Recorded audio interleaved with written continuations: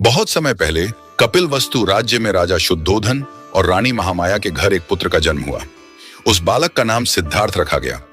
जन्म के समय ही विद्वान ज्योतिषियों ने भविष्यवाणी की कि यह बालक या तो एक महान सम्राट बनेगा या फिर संसार को सत्य का मार्ग दिखाने वाला महान संत बनेगा। राजा चाहते थे कि उनका पुत्र राजा बने, इसलिए उन्होंने सिद्धार्थ को हर प्रकार के सुख सुविधाओं में रखा। राजमहल में सिद्धार्थ के लिए किसी भी प्रकार के दुख या कष्ट का दृश्य नहीं आने दिया जाता था। उन्हें सुंदर महल, अच्छे वस्त्र, स्वादिष्ट भोजन और हर प्रकार का आराम दिया गया। लेकिन सिद्धार्थ का मन बचपन से ही दयालु और शांत था। वे हमेशा दूसरों की सहायता करने के बारे में सोचते थे। यदि कोई पक्षी घायल हो जाता तो वे उसकी सेवा करते। यदि कोई गरीब या दुखी दिखाई देता तो उनका मन करुणा से भर जाता। समय बीता और सिद्धार्थ युवा हो गए। उनका विवाह राजकुमारी यशोधरा से हुआ और बाद में उनके पुत्र राहुल का जन्म हुआ। सब कुछ होने के बावजूद सिद्धार्थ के मन में एक प्रश्न बार बार उठता था, क्या जीवन केवल सुख और वैभव का नाम है? एक दिन सिद्धार्थ रथ पर बैठकर नगर भ्रमण के लिए निकले। वहां उन्होंने पहली बार एक बूढ़े व्यक्ति को देखा। उन्होंने अपने सारथी से पूछा, यह व्यक्ति ऐसा क्यों है? सारथी ने बताया कि हर मनुष्य एक दिन बूढ़ा होता है। अगले दिन उन्होंने एक बीमार व्यक्ति को देखा। फिर उन्होंने एक मृत व्यक्ति की शव यात्रा देखी। उन्हें पता चला कि बीमारी, बुढ़ापा और मृत्यु से कोई भी नहीं बच सकता। अंत में उन्होंने एक शांत और प्रसन्न सन्यासी को देखा जिसके चेहरे पर अद्भुत संतोष था। तभी सिद्धार्थ ने निश्चय किया कि वे जीवन के वास्तविक सत्य की खोज करेंगे। एक रात जब पूरा महल सो रहा था, सिद्धार्थ ने अपनी पत्नी, पुत्र और परिवार को छोड़ दिया। उन्होंने राजसी वस्त्र त्याग दिए और साधारण वस्त्र पहनकर वन की ओर चल पड़े। इस घटना को महाभिनिष्क्रमण कहा जाता है। अब उनका उद्देश्य था दुखों का कारण और उनसे मुक्ति का मार्ग ढूंढना। सिद्धार्थ ने कई वर्षों तक कठिन तपस्या की। वे बहुत कम भोजन करते और कठोर साधना करते। उनका शरीर कमजोर हो गया, लेकिन उन्हें यह अनुभव हुआ कि अत्यधिक कष्ट देना भी सही मार्ग नहीं है। तब उन्होंने समझा कि जीवन में संतुलन आवश्यक है। इसे उन्होंने मध्यम मार्ग कहा। इसके बाद वे गया में एक पीपल के वृक्ष के नीचे ध्यान में बैठ गए। उन्होंने संकल्प लिया कि जब तक सत्य की प्राप्ति नहीं होगी तब तक वे उठेंगे नहीं।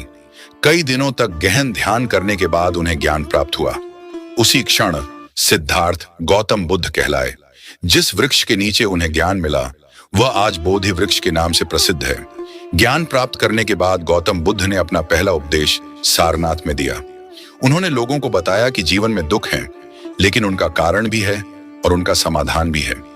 उन्होंने लोगों को सत्य, अहिंसा, दया, करुणा, प्रेम, संयम और सदाचार का मार्ग अपनाने की शिक्षा दी। उन्होंने कहा कि क्रोध से क्रोध समाप्त नहीं होता, बल्कि प्रेम और क्षमा से ही शांति आती है। बुद्ध ने कभी किसी के धर्म, जाति या धन के आधार पर भेदभाव नहीं किया। उनके लिए हर मनुष्य समान था। वे कहते थे कि मनुष्य अपने कर्मों से महान बनता है, जन्म से नहीं। उनके उपदेश सुनकर हजारों लोगों ने अपना जीवन बदल लिया। राजाओं से लेकर साधारण लोगों तक सभी उनके अनुयायी बने। एक बार एक व्यक्ति बुद्ध के पास आया और उन्हें बहुत अपशब्द कहने लगा। बुद्ध शांत रहे। जब वह व्यक्ति थक गया तब बुद्ध ने मुस्कुराकर पूछा, यदि कोई किसी को उपहार दे और सामने वाला उसे स्वीकार न करे तो वह उपहार किसके पास रहेगा? उस व्यक्ति ने उत्तर दिया, देने वाले के पास। बुद्ध ने कहा, ठीक उसी प्रकार मैं तुम्हारे अपशब्द स्वीकार नहीं करता, वे तुम्हारे ही पास रहेंगे। ये सुनकर वह व्यक्ति लज्जित हो गया और उसने बुद्ध से क्षमा मांग ली। गौतम बुद्ध का जीवन हमें सिखाता है कि सच्ची खुशी धन, पद और वैभव में नहीं, बल्कि संतोष, अच्छे विचारों और अच्छे कर्मों में है। यदि मन शांत है तो कठिन परिस्थितियों में भी जीवन सुखी बन सकता है। उन्होंने यह भी बताया कि दूसरों की सहायता करना, सत्य बोलना, क्रोध पर नियंत्रण रखना और हर व्यक्ति के प्रति दया का भाव रखना ही वास्तविक सफलता है।